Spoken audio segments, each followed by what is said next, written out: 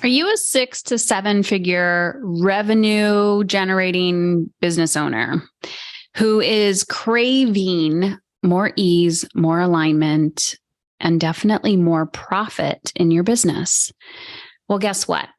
I have been leaning in towards having these conversations about owning your value, understanding sales and marketing from an authentic, feminine approach. And I have decided to have a private conversation about these topics. So I'm starting a private podcast called Emotionally Uncomfortable Attracting Profit.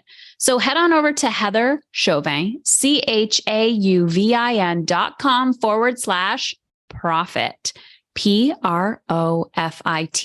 If you are a 6 to 7 figure female founding business owner, you're going to want to check it out because I'm talking more strategy over there. I'm talking bigger picture.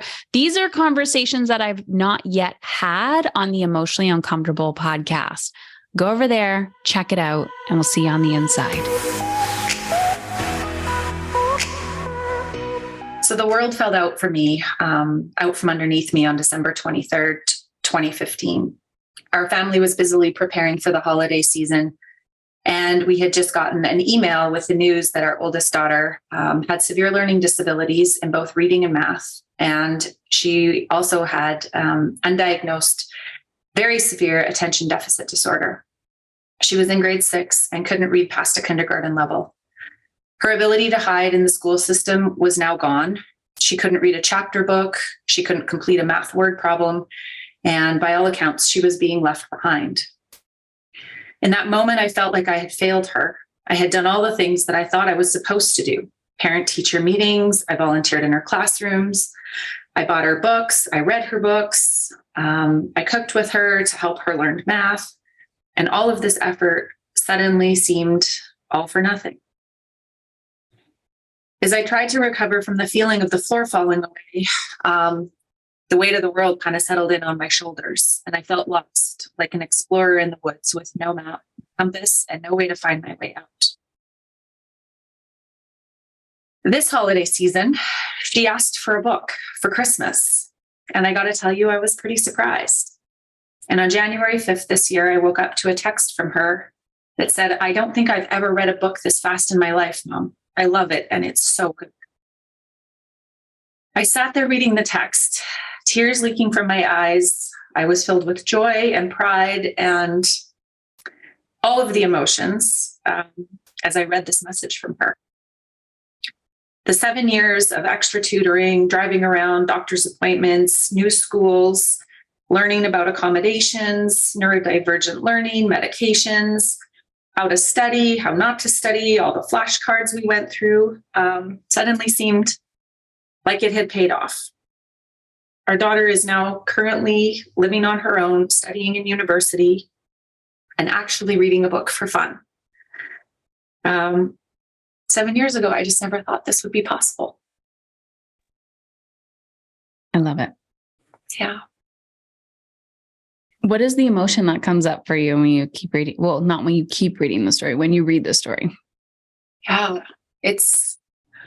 part of it is it just takes you back and you kind of re-feel, how lost you felt, but then also in this present moment, how all the things we've learned together and the journey that we've been on, and just how, there's been some really tough moments and there's been some really joyous moments, like getting this text that I'm reading a book and I love it. Mm-hmm. And it's kind of like feeling all the emotions at once. Right. And I think that's the thing that still catches me, even, when I tell this story just to friends over coffee, there's still so much emotion in it because it was just something I never expected to have to go through as a mother. And really having to just figure it out as we went. Mm-hmm.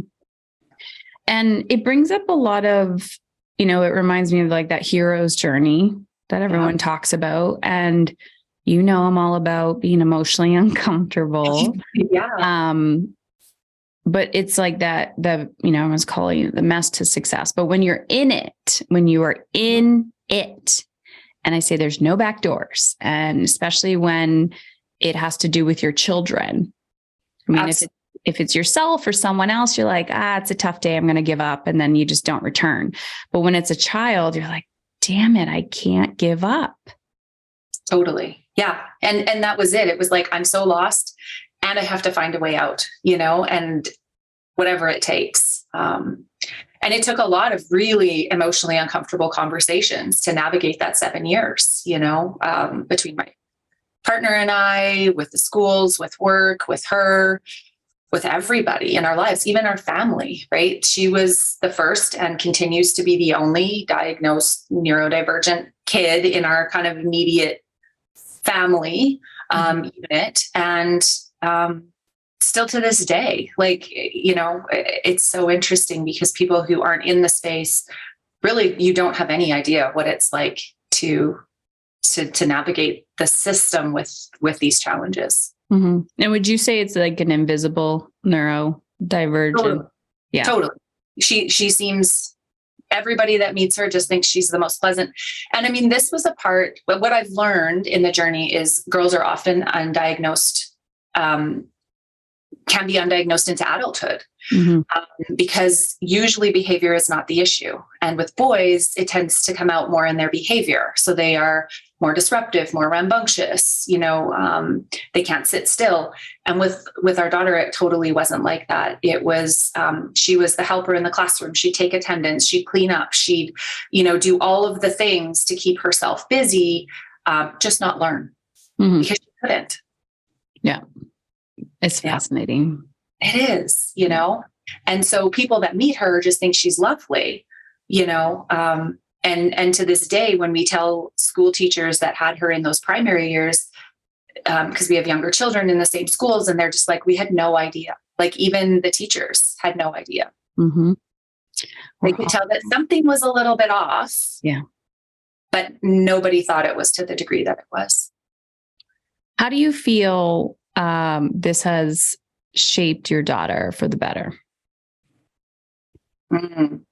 She has learned how to, she's an amazing advocate for herself. And when I look at her now navigating like university first year, she wanted to try first semester on her own with very little supports and just kind of using her own strategies that she's learned. And it went okay. It didn't go great. She wasn't thrilled with the results. And second semester, she's sending emails, having phone calls, calling doctors, reaching out, having conversations with professors and accommodation staff at the university, and just doing all of this really on her own. I mean, part of it is she's 18 now, so I can't do it for her. They won't let me talk about her, she's got to access all of this herself, but she also feels armed and ready to do it. I love that. I'm and assuming she's also a support to her friends. Absolutely. Yeah. Absolutely. And, and I think about that skill that it's just, most of us don't learn how to do that until we're much older, and in the throes of all of the messiness of life. And now we have to start setting boundaries and asking for what we need and doing all of these things. And so, now 7 years later, I can see what a gift the whole process has been. Mm-hmm. It certainly didn't feel that way when the news came in 2 weeks before Christmas. No, it never does. And it's a huge fucking pain in the ass. And then you feel like, okay, who's going to take this on? Mm-hmm. How do I add this to my plate? I remember having that feeling, just like, okay, like I have enough, like this is going to break me. Mm-hmm. I don't know if I can take on any more. And you find your way through it. So I know you talk about a lot about leadership and support people through that process as well. How do you see the connection or correlation with like who you needed to become during this process and then the work that you're doing with companies? Well, it's interesting because part of the world falling out from underneath me in the moment.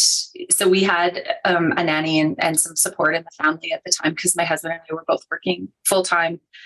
And it quickly became apparent that what she needed wasn't going to be able to be managed by the people we had hired. And there was this like internal of like, you have to be this person, while you're figuring this out.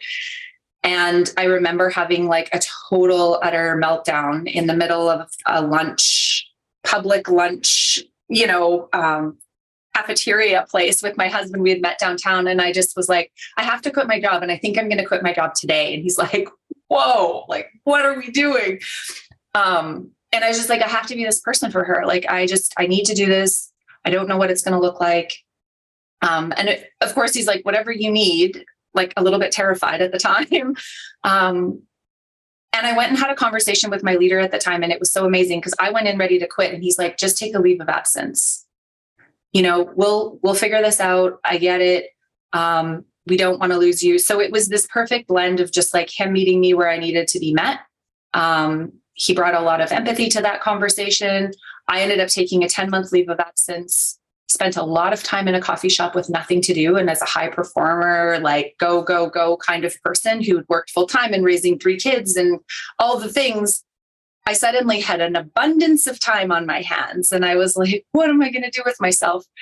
And so as a way to just kind of process my own emotions and feelings around what was going on, I started to journal.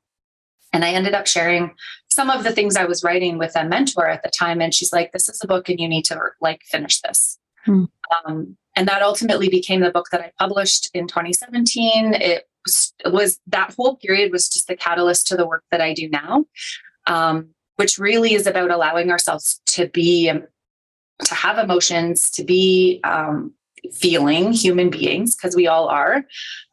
I worked in engineering and construction, which I don't know how many people know about construction, but there's not a lot of room for feelings yet. Yet you're like, there's a tiny sliver of hope. Yeah. Well, I'm on a mission to try to change that, because I do think that, sure, we're in technical industries. We're all humans and we all have emotions, and they all play a part of how we show up in the job we do or don't do. And so that's really how my work was informed through this process. Is I had to be okay expressing my emotions, feeling my emotions, learning how to deal with that, asking for what I needed to make this work in my life. And then when, we kind of got settled into a new routine and everybody kind of returned and she was, supported in the school that she needed, I went back into my career and said, I'm going to give this a try and see if it works. And like, can I have emotional conversations with my engineering staff and see, what impact it has? And it had a tremendous impact on the last project that I ended up leading in my engineering capacity. And I was like, I need to have a bigger impact. So I need to work with more teams. I still love the construction industry and I love delivering projects and I love taking the kids by all the projects that I've built over the years. I felt called to have a bigger impact in this industry. And so, yeah, I don't think I would be where I'm at. I think I probably would still be an engineer delivering projects if this hadn't happened differently. It's fascinating. I know you and I have private conversations on Voxer chat, and I can tell you're like, I know where Heather is. And you just keep sending me little heart emojis, because I'm in it with my son now. And it's very, I've been in it since he was 4 years old, and just being like, okay, this is going to be a journey, but there's something different with like that child versus adulthood, where it's like, I can't control this for you. Like, you need to develop these skills. And yeah, I'm really observing the male brain versus the female brain, and the capacity, but also the cultural expectations, where I'm like, you can't just surround yourself with women who are going to do this for you for the rest of your life. You need to drop your ego and your pride and make that send that email, and I will sit next to you and I will help you, but you got to do it. Yeah. And that is like not something you see culturally, where there is a male advocating for themselves in that way, not besides domination and like patriarchy vibes, but leading from a more compassionate, empathetic place. Absolutely. And, I was talking to a client yesterday. He's like, you just want me to have a conversation with my staff about connection? I'm like, I do. He's like, that's really uncomfortable. I'm like, I know. Yeah. Because they do. They're like, well, if things are going bad, I'll just focus on the work more. And I'll just, to your point, that dominating kind of like, I'll just crack down and double down on the deadlines and it's very structured and very masculine. And I'm like, it's not what's going to get you your results, you know?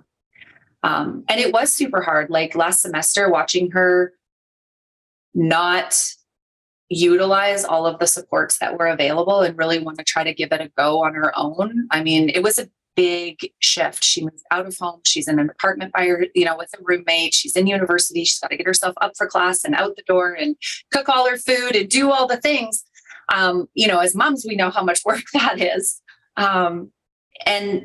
And she's trying to do school and carry 5 courses and do all of the things. And, and you just got to sit there kind of, I can support you when you have those rough moments. And there were certainly some calls along the way. And then you just kind of cross your fingers and hope that she gets to this realization that they need something more. And luckily she did. She came home at Christmas. She's like, that didn't go so well. I think I need to do something different. And then you can have that conversation. Yeah. And support them through that. Right. But as adults, yeah, all the perceived control that we think we have as parents is just like gone. Yeah. I always visualize, what do you call it? Bowling, like with the boundaries on like the bumpers, instead of like, you're like, okay, I'll put boundaries over the gutter. So like, they're not like in the gutter, and I'm going to watch from afar. Mm-hmm. And then you're managing your own emotions of like wanting to control, just like when they were little, and you could, be like, get in the car, I'm going to strap you in your little harness. You're going to have the snack. We're going to go down to the school and talk to them or do whatever. You don't have that control anymore. And they're trying to advocate for themselves and be adults. And you're just like holding your breath, but still watching. Like that is leadership. You're not avoidant. You're not just like, well, screw you. Good luck. I'll throw you in the deep end. Hope you can swim. So, but this conversation has been like, you're teaching grown ass adults how to lead with compassion and empathy, male, female. And then we're looking at children and doing the same thing. And we think, oh, the children are the ones that need to learn. It's still adults that need to learn too. And I'm assuming you have had to become a completely different person, not just changing careers, but from like the inside out emotionally. Absolutely. Absolutely. Early on in my career, I was always told that I was too emotional. And that I needed to toughen up and get a game face, and like, you're in construction, Erin, you can't cry, like none of this, and what I've realized is, my expression of that emotion when I couldn't put words to it just looked different than the male expression that construction is used to, which is slamming doors, pounding on tables, very kind of what I would call aggressive behavior. And mine just looked really different. And my journey, I've had to like really get to know, what am I feeling? How is that affecting my behavior? How do I want to show up in this conversation? Right? Because it's so easy as a parent to go to just do what I say because I'm the mom, right? And to pull that power card. And yet, it's not going to have the impact you want to have in that relationship. And it's not how you need to be. Mm-hmm. And so you have to back that up. And there's many, many, many, many, many times, because I have 2 younger boys now, 16 and 13, that are coming up through the ranks. My 16-year-old is now taking trips on his own to the mountains with the friends to go snowboarding. And you just sit there with like observing this really stressful, big thing. And they see it as like, I'm just for the day, it's no big deal, and you're like, oh my God, you're driving 2 hours there and back, all the things that can go wrong on the ski hill. You have to sit with that.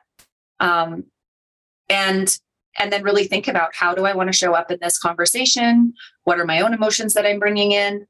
And it's even simple things like my younger son this morning, he goes, Mom, you just look really upset. And I could have said, I started to say, no, I'm not, I'm fine. And I was like, don't do that to him. Like, he has noticed that there's something off about your behavior. And I said to him, I'm like, it was a bit of a tough morning. Like, I didn't feel rested when I woke up, and I just kind of went through and explained why this behavior is the way that it is. And he goes, oh, do you just want a hug? And I'm like, yes, please. Oh, I love that. And it was just like, and that's what I needed. And I think the more, and you and I've talked about this, the more we try to like hide and push and shove down our emotions because we don't want to feel them, they just get bigger. It's like you put them in a little pressure cooker, like the Instapot, right? And then you don't take the pressure off slowly. It's just like one thing happens, like somebody leaves their shoes in front of the door, or they forget to text you that they arrived safely, and you lose your marbles. Like the whole thing comes blowing off, because you haven't actually done the work to explore, like, what is this that I'm feeling? And you've done that whole like minimize thing where it's just like, I'm fine, I'm going to push through, it's going to be okay. And so, yeah, to parent these teenagers and to do the work that I do, my journey has been like just learning to really dig in and uncover my own emotional landscape, and how is that either helping the situation, or what is it like, how is it hindering the situation? And then how do I manage that? Because it's really not up to anyone else. Yeah. And it's fascinating, the lies that we're told. You know, they get to a certain age and then you're done. Your work is done. That's a good cultural lie. I'm like, damn it. Everything is just like, damn it, you lied. The book, the What to Expect After Expecting book should be a lot longer and more truth behind it. Said that they should. Yeah. I said to my husband last week, I'm like, I know why they don't write this book, because you cannot even fathom the things that are going to come up. Right. This phase of life, right? It's not like the What to Expect when you're expecting. It's like, oh, it's pretty regular. This is about this time. It's like, you just don't know with these kids, like what's coming down the pipe. Right. Yeah. I've had people say that don't have children that are like, I'm not going to read your book because it's traumatizing. And I said, it's okay. It's okay. You don't have to. They're like, no. I'm like, yeah, it's not the book you're going to want to read when you're like expecting.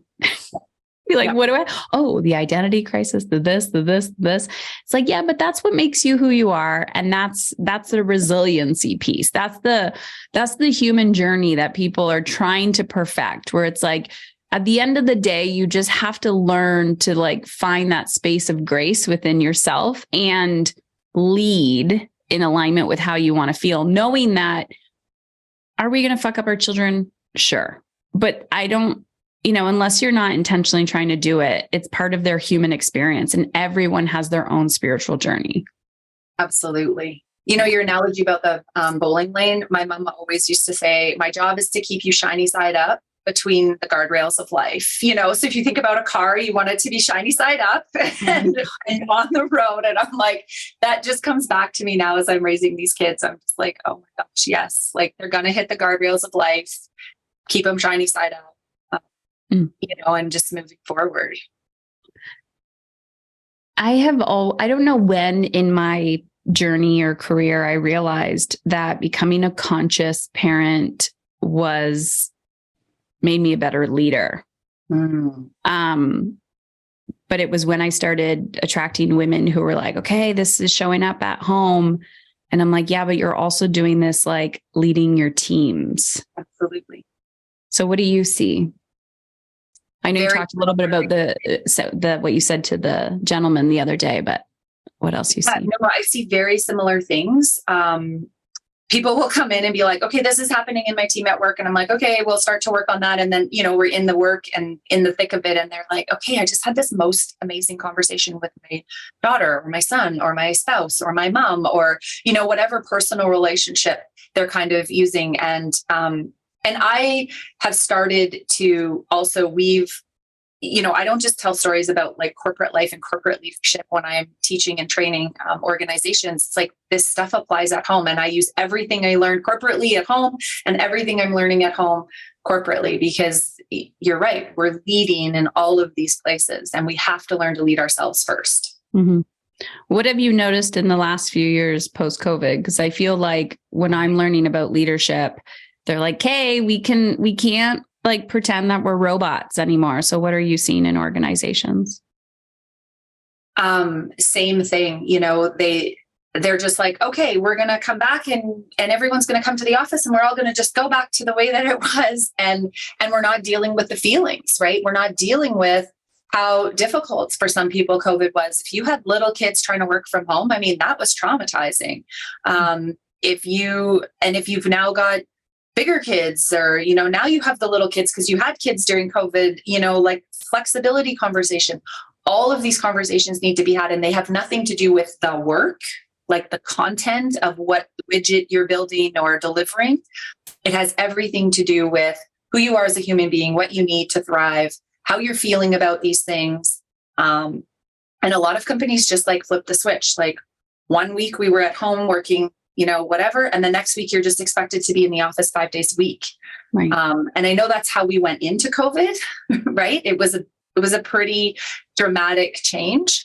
But I do think there needs to be like some titration and some a flexibility period for people to readjust, because our nervous systems have just been through so much that we really don't know what we need, and we kind of have to feel our way into it. And I think for a lot of leaders, that's really difficult because they want to stay in the like logical, rational part of the brain, which can only work when the other parts of the brain are feeling taken care of and regulated. It's still mind-blowing to me that we're in 2023 and this is feels like a basic conversation, Absolutely. But it's not. No. Bringing humanness to humans. Yeah. Yeah. Well, and I think because Heather, it's fine to sit here and talk about it. And we can all kind of like, I'm in training and I'm like nodding my heads, and then I'll get the text 2 days later and be like, oh my gosh, this just happened. What should I do? I'm like, do you remember that thing we talked about? That's what you need to do here. And it's just so much harder to do in the moment. Mm-hmm. And it feels like it's going to take, like what I always hear, it's going to take too long. It's going to be too messy, right? I'm going to be perceived as somebody who is too soft. Like I'll get walked all over or taken advantage of or manipulated by somebody who needs something different. Mm-hmm. Those are some of the common perceptions that I often hear. And what's so interesting is when people are willing to have the human conversation, how quickly the work conversation kind of falls in line. Yeah. They either decide it's going to work and they move forward, or they decide it's not and they part ways. But either way, the conversation is had and the issue is resolved more quickly. Mm-hmm. But there's still so much resistance to just having the human conversation. Yeah. And yes. Mm-hmm. A lot of times, I'm sure you hear this too, is like, can I just have a strategy? Like, what's the 3, like, can you just give me a step-by-step to get from point A to point B? And I'm like, okay, here's the step-by-step, right? Like, here's 3 steps. Yeah. Now go integrate it. And as you integrate it, you have to have your own problem solving and critical thinking skills to be like, okay, step 1, step 2, step 3. Ooh, step 3 needs to pivot a little bit.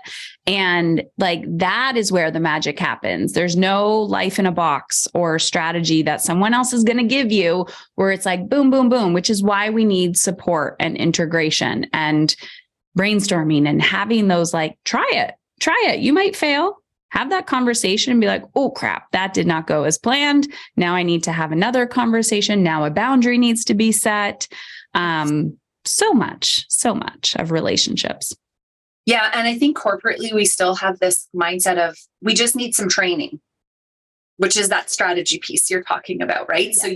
Yeah. So, and earlier on in this new journey of mine, it was like, okay, sure, I'm excited. I'll come in and I'll do training. And I'm like, this is not changing behavior. It's not having the impact that you want to have. And so I don't do training anymore without integration and implementation follow-up, right? Where we're coming back and having the same, no new content, no new strategies. Are you doing the work, right? And what's getting in our way and how are we going to remove those barriers? And it's amazing to me because there are some companies that are like, we don't have time for that. We just want the training. And I'm like, it's not going to work and I'm not going to do it. You need a different provider because I'm just not interested in giving you another binder that's going to go on the shelf or a certificate you can hang on the wall that is going to indicate to someone externally that you have some kind of knowledge that you can't actually use. Exactly. I love that. That's like integrity. And you're like, I'm here for results and impact. And if you're not willing to do the work, then you are not the organization for me. Absolutely. Absolutely. And it's so rewarding when the organizations do the work because they do have a different experience. Yeah. Yeah. I think we're living in a time where, eventually it's like you either evolve or die. Like you're going to get to a point where you're so emotionally uncomfortable from the contrast you're experiencing that if you think it's just another certification or training that you need, eventually you're going to be like, crap, like we're losing revenue, we're losing people. Now we actually need to do the work that we've been avoiding doing. Because at the end of the day, sure, you might be building a widget or doing a thing or delivering whatever. It's human beings doing it. Yeah. Right. And if we don't tend to the human being, the work is going to suffer. Yes. So, Erin, where can people find you, your book, the work that you're up to? Yeah. So best place would be just on my website, which is www.erinthorp.ca. So erinthorp.ca. Everything is there. The book is also available wherever you buy your books. It's called Inside Out Empathy. And it's all about leading your team with this superpower skill, which is empathy, which is not easy to learn, even harder to do, but has significant impacts on people. Thank you. Yeah, thank you. Are you tired of being tired? Stop just surviving and find out exactly where to focus your energy and attention. I'm going to give you access to realistic tools to confidently manage your energy, emotions, and impact. Head on over to Heather Chauvin, CHAUVIN.com/life quiz and take the aligned life quiz today. It's free. And not only am I going to show you which pillar to focus on of inner leadership. Do you need to focus on managing your energy and time? Do you need to focus on boundaries, getting a deeper sense of purpose in your life, or your emotional triggers? And are you living in a state of survival mode, momentum, thrival, or abundance? This 2-minute quiz will show you how and where to focus your energy and attention. So instead of feeling like you're playing whack-a-mole all over and overwhelmed with where to start, I'm going to show you how. Head on over to Heather Chauvin, CHAUVIN.com/life quiz.